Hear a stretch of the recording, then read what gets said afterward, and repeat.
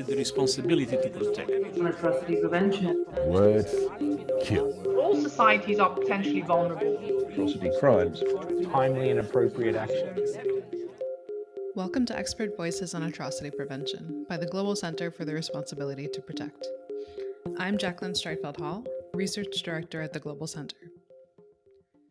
This podcast features one-on-one conversations with practitioners from the fields of human rights, conflict prevention, and atrocity prevention. These conversations will give us a glimpse of the personal and professional side of how practitioners approach human rights protection and atrocity prevention, allowing us to explore challenges, identify best practices, and share lessons learned on how we can protect populations more effectively. Today I'm joined by Tomás Ojea Quintana, former UN Special Rapporteur on the situation of human rights in the Democratic People's Republic of Korea. Thank you for joining us today. It is my pleasure to be with you. Thank you.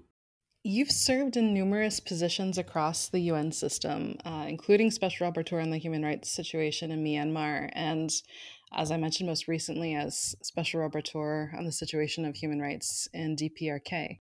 What is your perspective on your most recent role in North Korea, and how would you view that role in comparison to previous positions? Okay, so for the special procedures of the United Nations Human Rights Council, which usually we call it special rapporteurs, one of the main and most important resources that we have is to engage with the authorities of the concerned country. And if you engage, then you have the chance to go to the ground, to walk throughout the country, to meet authorities, but also to try to go to prisons and to meet prisoners claiming human rights abuses. And you also go to different regions trying to meet ethnic minorities. So that's a very important element of this mechanism of the Human Rights Council, engaging the counterpart. And unfortunately, with regards to the Democratic Republic of Korea, it has been the case since the establishment of this mandate in 2004.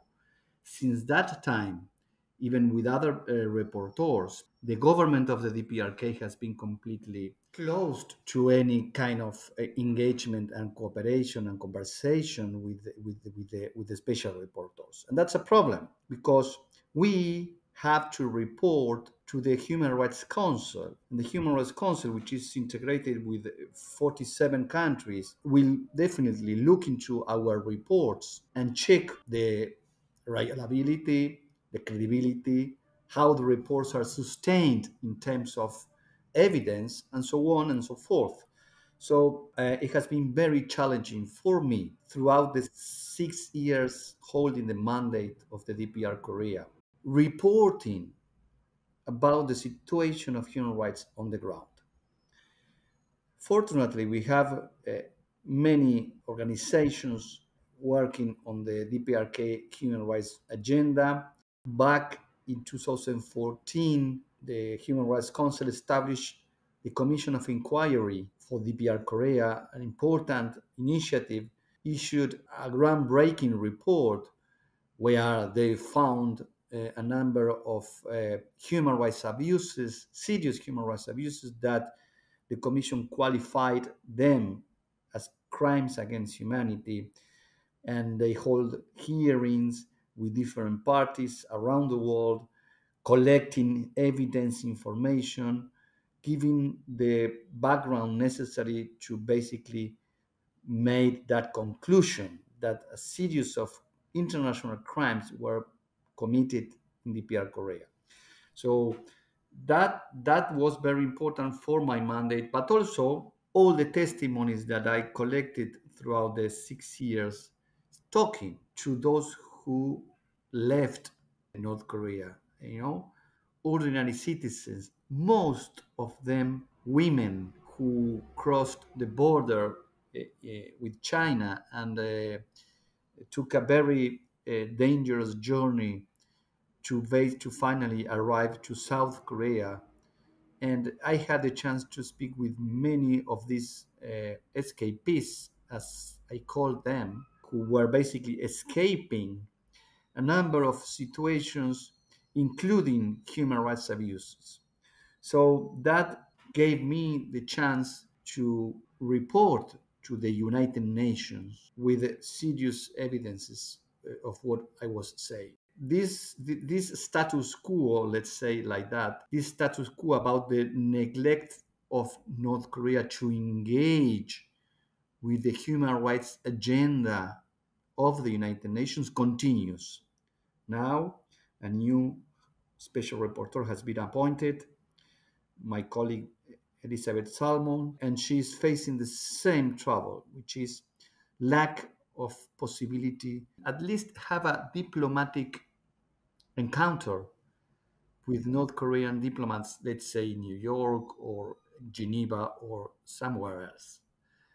So the situation is very extreme, different from my experience as a Myanmar reporter. As a Myanmar reporter, I engaged the military at that time in 2008, and I had the chance to visit 10 times Myanmar and travel all over the country. The experience with DPR Korea continues the same. From my opinion, together with the necessity to address the seriousness of the human rights abuses in North Korea, the other challenge is to see how to open channels of communication with the government. That will be a very important achievement for the human rights of the people living in North Korea.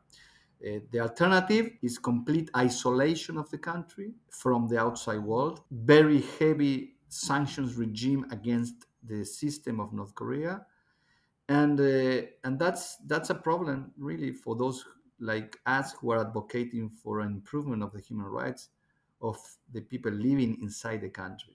Now, you mentioned the UN Commission of Inquiry's report, which historically documented crimes against humanity in North Korea, and also said that the government was manifestly failing to uphold its responsibility to protect. During your term as special rapporteur, what crimes did you witness remained ongoing? That's a very important question, because the mandate of the Commission of Inquiry included until I think the year of 2012, even 2014, many of the findings of the COI referred to policies from the old leaders in North Korea, including Kim Il-sung and then Kim Jong-il. The COI, though, reached out to Kim Jong-un, basically making a very strong point that, according to their information, some of those crimes were ongoing, and then it was his responsibility to stop the continuation of these crimes. And I should say that during my tenure as a reporter, during these 6 years, I had the chance to reconfirm that some of those crimes were continuing. First, you have the situation of the enforced disappearance of persons. A large number of people who were kidnapped during and after in the aftermath of the Korean War, and the families continue to hope for a response about their whereabouts, what happened to them, all rights that are enshrined in a number of international treaties, and that's continuing. The government of North Korea, up to date, denies any information about it, including the abduction of the Japanese and other foreigners by North Korea.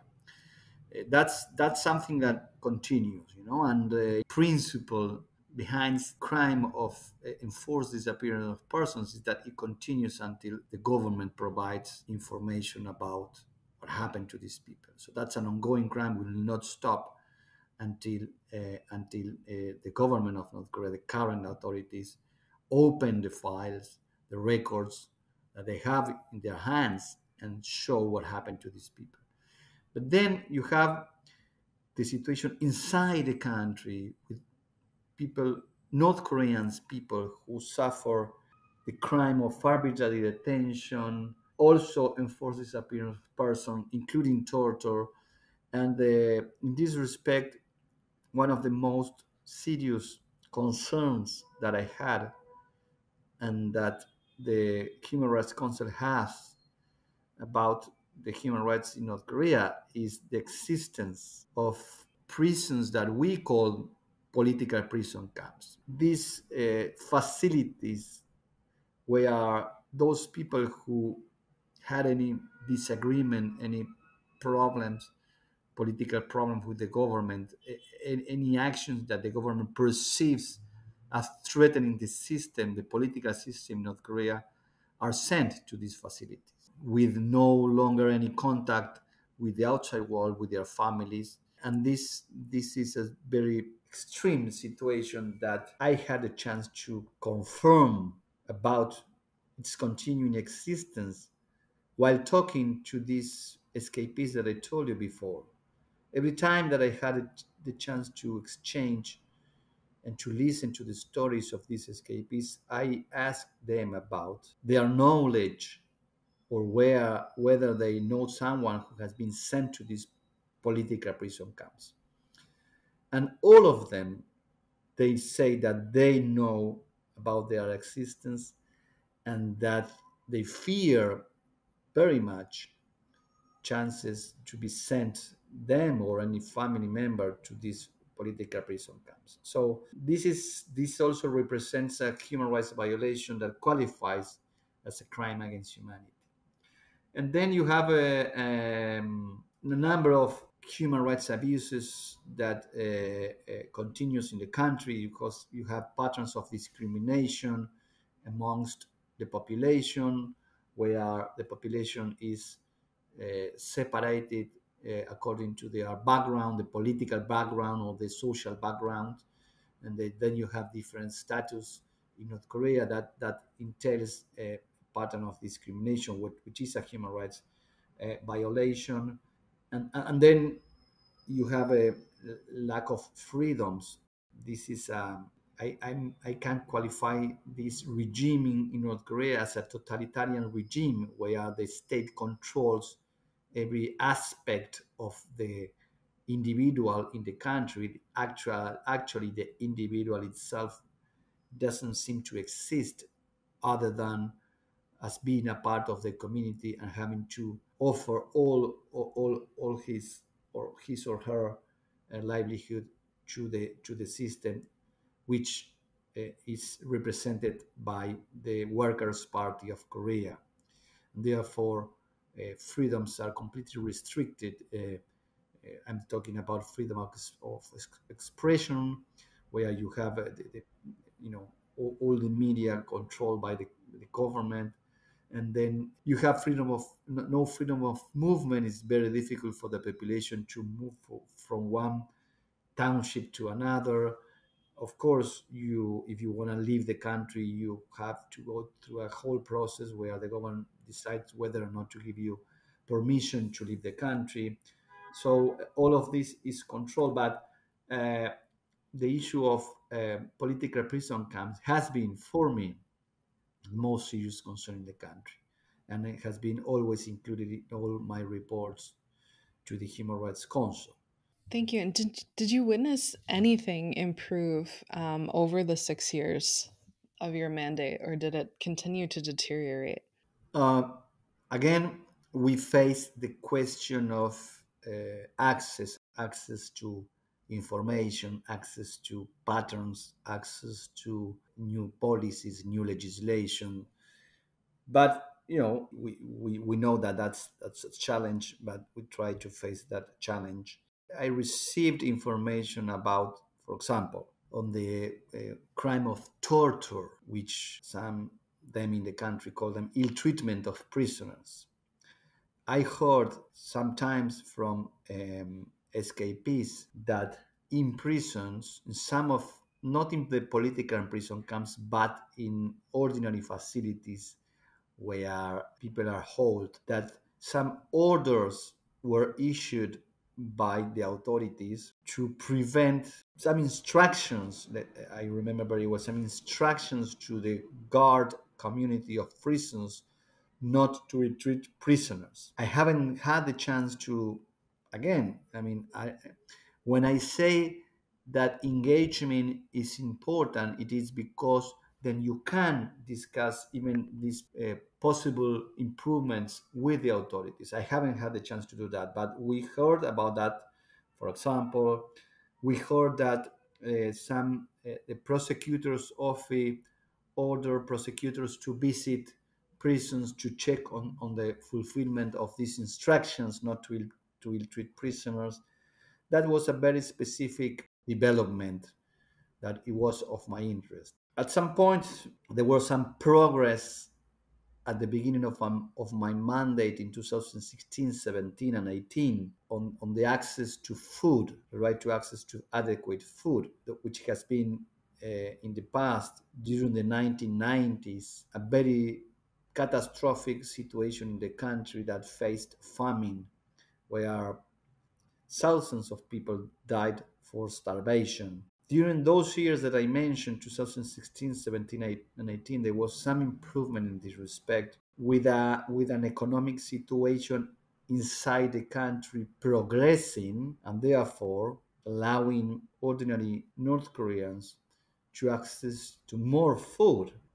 So I would say that regrettably, when the pandemic of COVID-19 started to hit everywhere in the world and also in North Korea, the government took a number of decisions to prevent the outbreak in the country at the beginning of the pandemic that made this good trend towards guaranteeing more access to adequate food to go on the other side.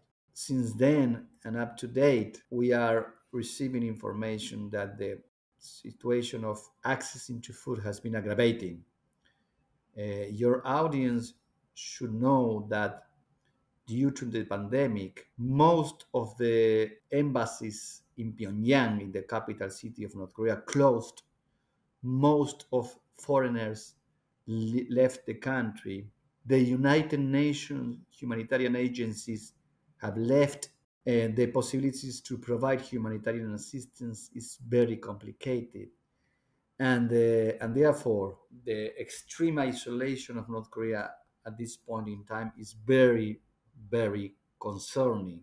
There have been recently some reports about the exacerbation of the food insecurity in some regions of North Korea, especially in the provinces in the north, Hamgyong and Hamgyong provinces in the north, and that's very concerning. By the way, the COI, the Commission of Inquiry, did include in their report allegations of the use of starvation against people, and which might qualify as a crime against humanity. I haven't reached to that conclusion myself.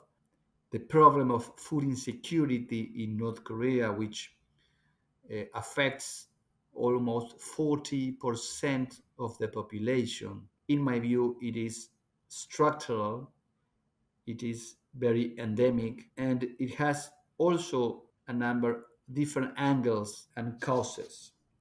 And one of these points, and I mentioned that before, it is the sanctions regime from the Security Council that basically impacts the whole economy of North Korea and therefore impacts the lives, the economy of the people of North Korea.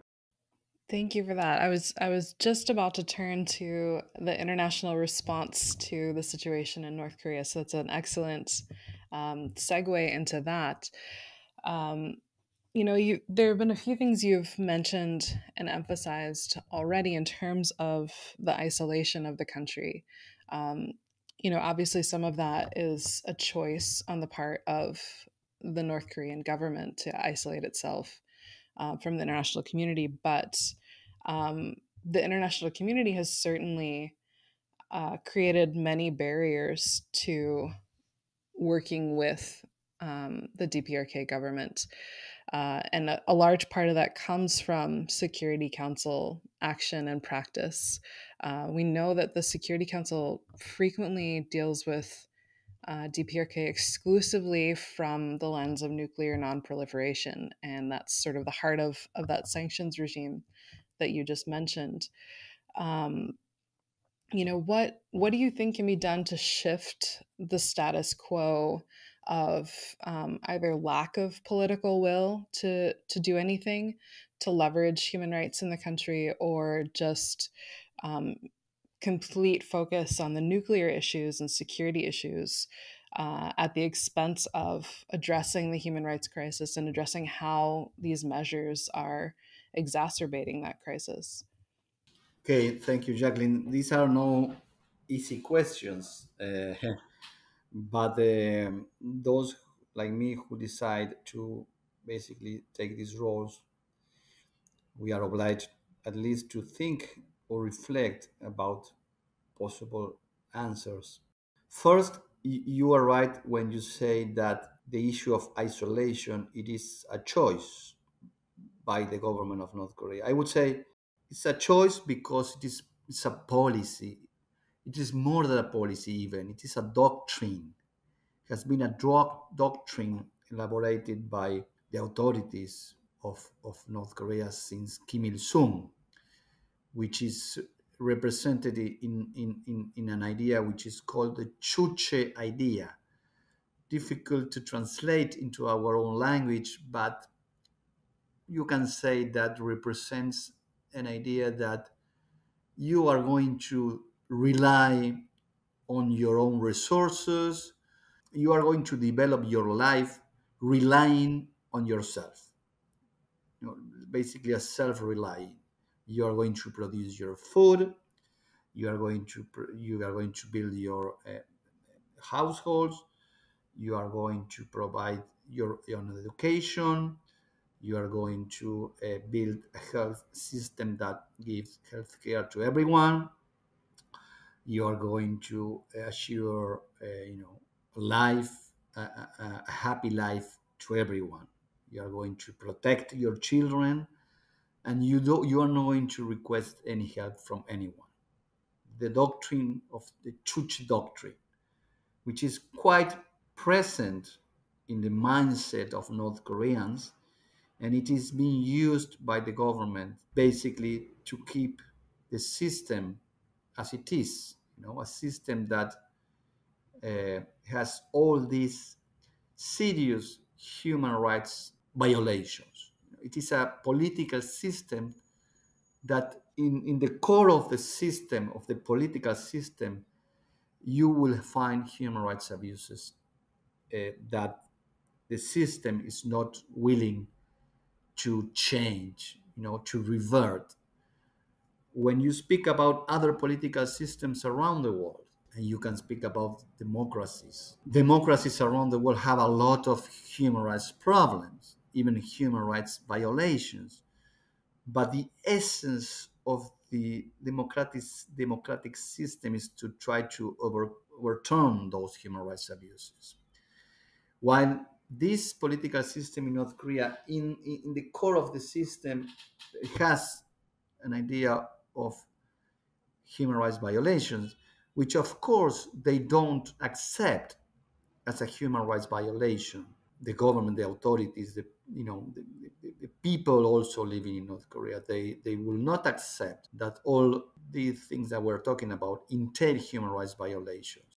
I always wanted to be, of course, serious about my approaches and reports of human rights of North Korea, but also trying to also being objective as possible, no, trying to understand how they live, what is there in their minds, and how they perceive the world and their system and other systems.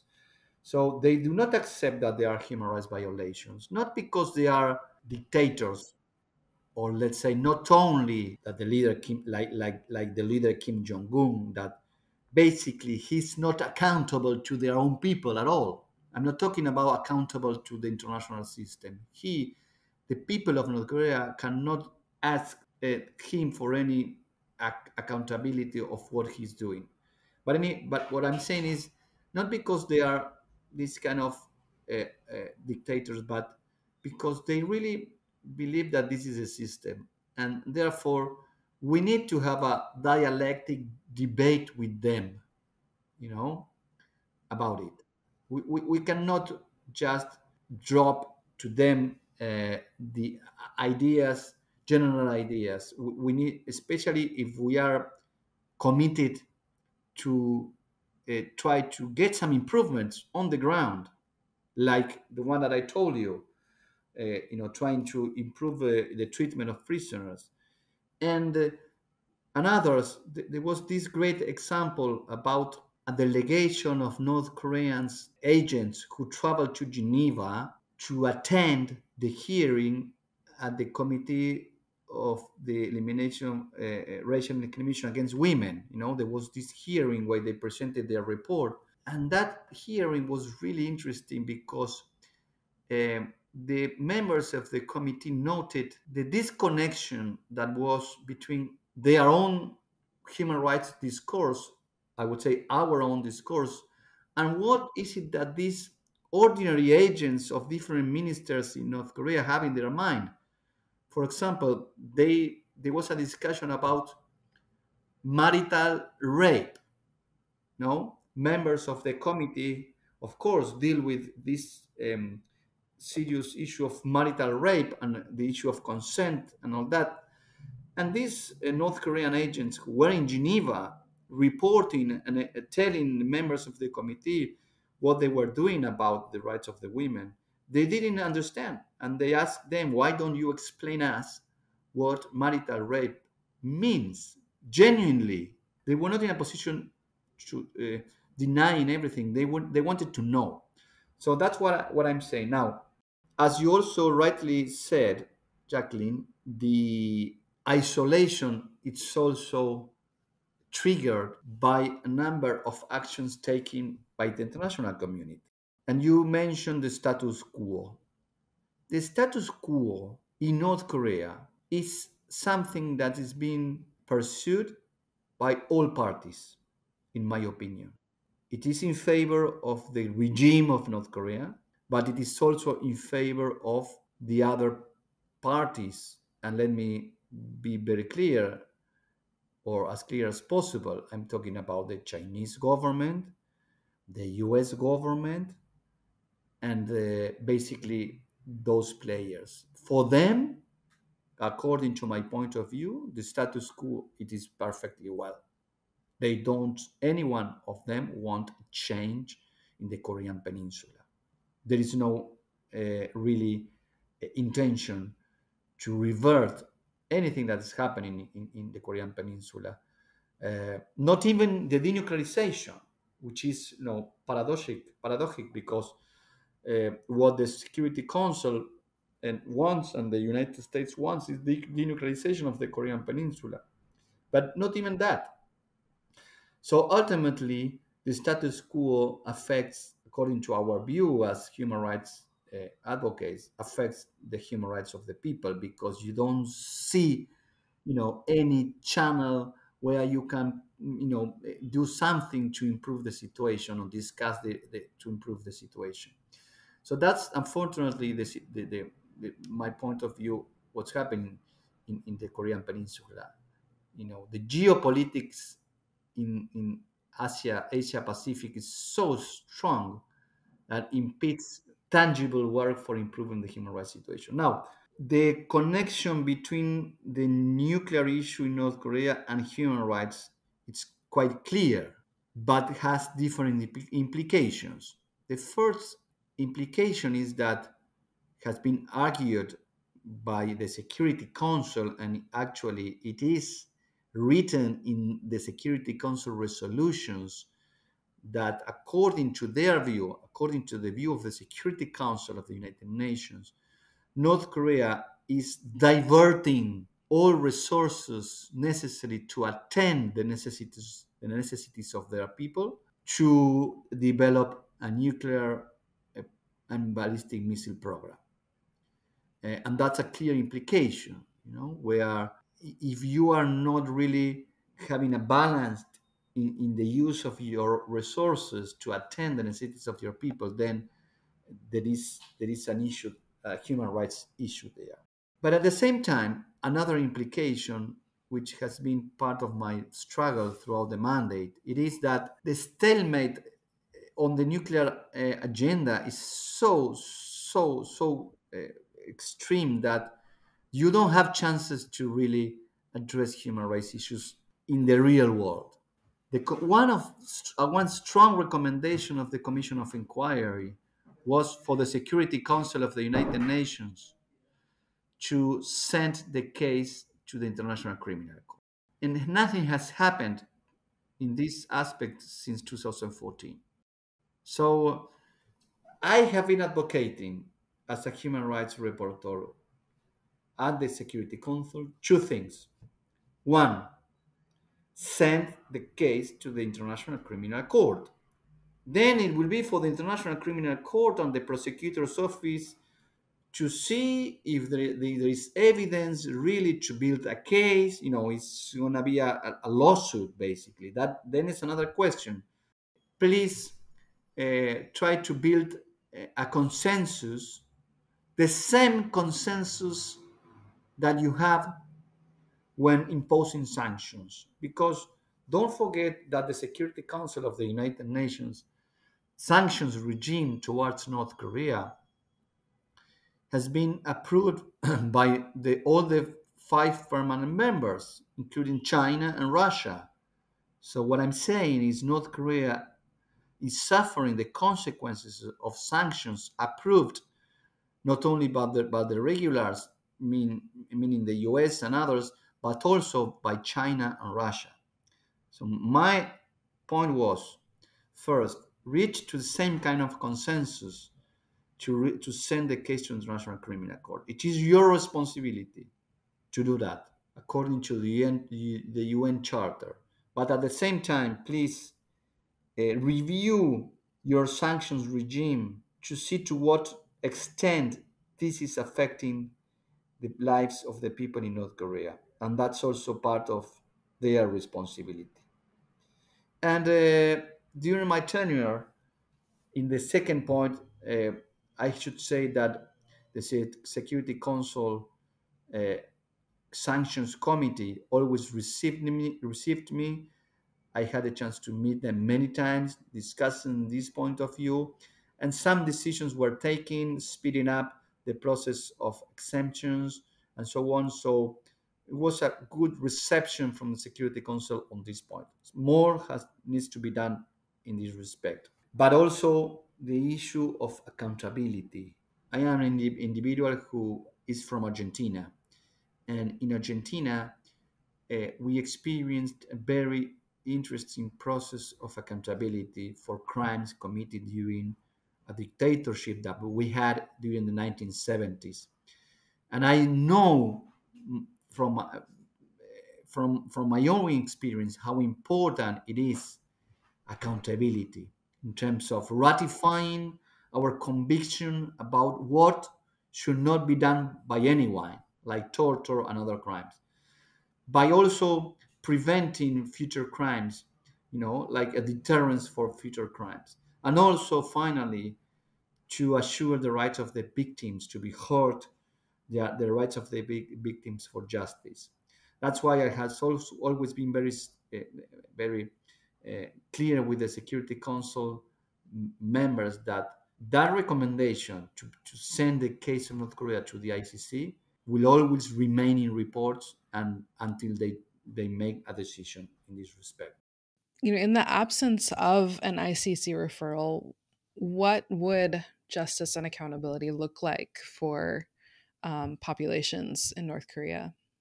There are non-governmental organizations and victims have been during these years has been trying different accountability processes in domestic courts and with different results. I can mention, for example, the case of Otto Warmbier.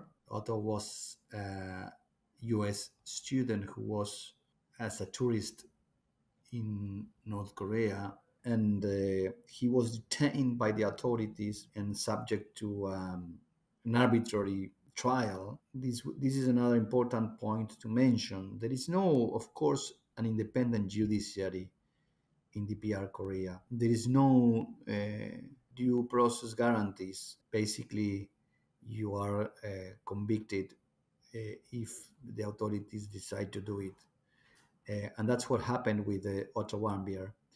He was convicted without fair trial, and he was convicted and applied a very disproportionate penalty. And in prison, he suffered a health problem and went into a comatosis, and the government of North Korea never explained what happened to him. He finally was returned to the US and died some days afterward. So it is clear that the government of North Korea, again, because of the issue of accountability, needs to respond and explain what happened to Otto Warmbier. His parents sued North Korea and Kim Jong-un in the US, for example, and won a number of rulings, and they are trying to see how to execute those rulings. And there are other families and victims of human rights abuses of North Korea that are trying different courts, even in South Korea. Some others tried in Japan as well. And there is a UN Human Rights Office in Seoul who is mandated to basically explore, together with the victims, explore possibilities of accountability, and that process, it is ongoing. In my point of view, the international system of accountability, meaning the ICC, but also the prosecutor's office of the ICC, especially the prosecutor's office, I think there are chances for the prosecutor's office of the International Criminal Court to open a case with regards to North Korea. It requires very fine technical analysis, but I think there are chances, and I think it has to be done. In one of my last reports, I said that there is a need to take concrete action on the accountability agenda. Something needs to be done. Since the 2014 Commission of Inquiry, next year, 10 years will have passed, and the international community did not react after that report in terms of accountability action. And something needs to be done, especially at the office of the prosecutor of the ICC. And for that, we need the commitment of member states of the United Nations. And that should be the message from those who are advocating human rights improvement in North Korea. And that should be the message also to the system, to the authorities, to the regime of North Korea, that there is a case file being investigated somewhere about human rights abuses. I think also, I think everything needs to be done at the same time, Jacqueline. Go for actions to pursue accountability, but also to change the status quo and decide to open engagement with North Korea. And here, the role of the US government is critical. And we don't want to see the North Korean human rights agenda and the overall North Korean agenda falls into the competition that we are seeing now between the US and China. But let me tell you, I started to see a number of different opportunities on how to discuss human rights at some point. Something that at this point in time, the discussion about human rights in North Korea, it's only among us, member states, but we don't have other members of the international community having this kind of discussion. And this is leading us to nowhere for the time being. Thank you for joining us for this episode of Expert Voices on Atrocity Prevention. If you enjoyed this episode, we encourage you to subscribe to the podcast on Apple Podcasts, SoundCloud, or Spotify, and would be grateful if you left us a review. For more information on the Global Center's work on R2P, mass atrocity prevention, and populations at risk of mass atrocities, visit our website at www.globalr2p.org and connect with us on Twitter and Facebook at GCR2P.